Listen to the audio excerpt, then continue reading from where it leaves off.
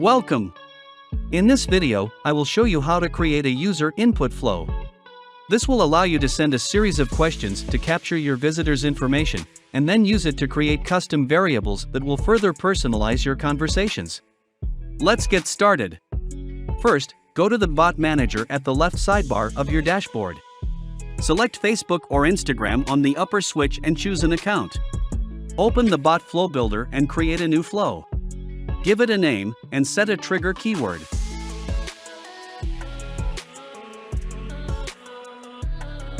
Then, add a text to give the user instructions and a button to get started. Double-click on it to change its settings and select New Postback as its type. Double-click on the postback to give it a name. Then, drag the user input flow from the dock menu and connect it to the Start box. Configure the user input flow by double-clicking on it. You can add a saved flow or create a new one. We will do the latter. Select Add New Input Flow and give it a name. Now, set up the first question. Hit it twice.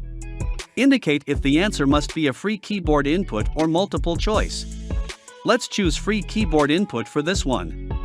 Write here the question that the user will see. Then state what kind of reply you wish to receive: a text, email, phone number, URL, file, image, or video. Let's use number since we are asking for their age. Then, indicate if you wish to save this information in a custom or a system field. Both refer to specific data about the user stored under a single category. System fields are established by default and can be collected through multiple tools, including action buttons and button forms. These fields are email, phone, birthday, and location. Custom fields, on the other hand, can be personalized, tailoring them to your needs. For example, a health clinic might want to collect data such as age and weight. A boutique might need to know the user's gender and clothing size, and so on. Click on Add New to create a new custom field. Assign it a name to identify it, and once again, select the kind of information it will accept. For example, here we will store it as age and ask for numbers. Save, and then select it from the drop-down menu under Save to Custom field. You can optionally create a label to identify the users that have filled this question. Just type its name and hit Enter. Below, you can decide to add the question to a messenger, email, or SMS sequence. Right now, we will omit this. Finally, at the bottom of the settings you will have the choice to add a skip button to this question. When you have everything complete, tap on Done. Let's add and connect the next question. This time we will make it multiple choice. Type the question. Here I will ask for the user's blood type. Then, add the possible answers. In reply type, choose text. Once again, add a custom field. This time, we will name it blood type and select it. Finally, add a label and, optionally, a skip button. Click on Done. When you have finished writing your questions, click on the final reply socket and drag it into the editor. Automatically, a new postback will be created. Here, we will use it to confirm the user's information and to show you how the variables work. Double-click on the new postback to give it a name.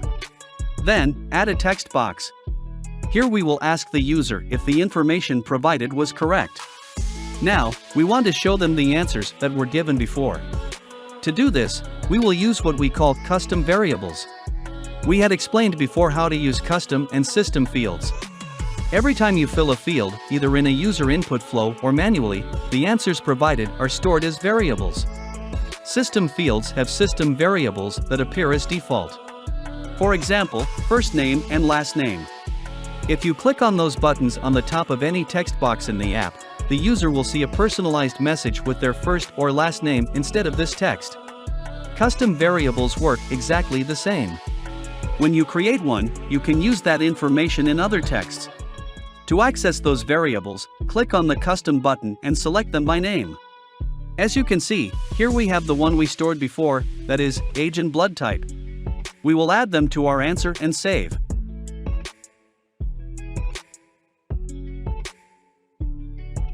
Now, let's add two buttons after this text.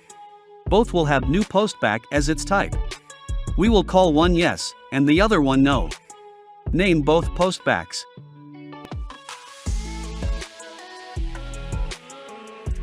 Now, after yes, we will add a thank you message. And after no, we will add a message asking the user to provide the correct information, and then an user input flow element, where we will select the flow campaign we have just created.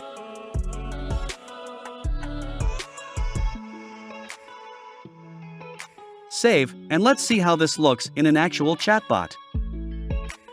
Open Facebook Messenger and send your keyword. Here's the message. Let's click on the Get Started button. There's the first question, let's answer with a number. There's the second one, and we have the options. And there's the confirmation message with the custom variables and the buttons.